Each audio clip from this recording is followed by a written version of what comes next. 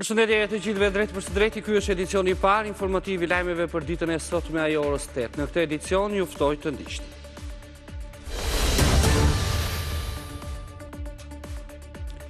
Pas gati një viti, pasi lëvizja vetë vendosje dështoi të formonte qeveri në Kosovë, mbahen sot zgjedhjet e parakohshme. Në garë për të zënë një vend në kuvendin e Kosovës janë gjithsej 1146 kandidat për deputet nga 23 subjektet politike që ka Kosova. Dje të drejtën e votës e ushtroi diaspora me një pjesëmarrje masive.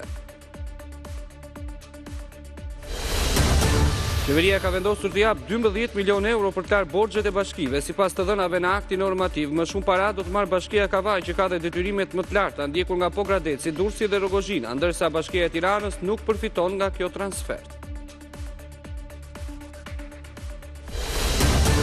Nga Shkodra, Ervin Saliani akuzoi drejtuesit e Partisë Demokratike si përgjegjës për gjendjen në cilën e kanë çuar opozitën, duke ju referuar tireve të PD-s Shkodër që demokratët mos marrin pjesë në takimin e tij. Saliani u përgjigj se nuk bie prej presioneve. Ai u kërkoi qytetarëve të mobilizohen për reformim të partisë në mënyrë që të përballen me regjimin e Edi Ramës. Një 44 vjeçar u arrestua nga policia në Klos pasi ndërtoi paleje ngjitur me monumentin e kulturës Ura e Vashës. Medicina ishte bërë ndërhyrje duke cënuar monumentin, ndërsa për të njëjtën shkelje pak muaj më parë një familjar i tij u hetua për dëmtimin e monumentit të kulturës. Presidenti i Ukrainës Zelenski takoi sot me presidentin e SBA-ve Donald Trump në Florida për raundin e fundit të bisedimeve që synojnë të japin fund gati 4 viteve luftë me Rusinë. Dyshja do të diskutojë një version të përditësuar të një plani paqe të ndërmjetësuar nga SBA, në të cilin Moska ende nuk e ka mbështetur, si dhe propozimet veçanta për garancitë e sigurisë së SBA-s. Takimi në shtëpinë e Trump në Mar-a-Lago vjen pas bombardimeve intensive ruse të Kievit, të cilat presidenti i Ukrainës i tha se janë dëshmi se Moska nuk dëshiron paqe.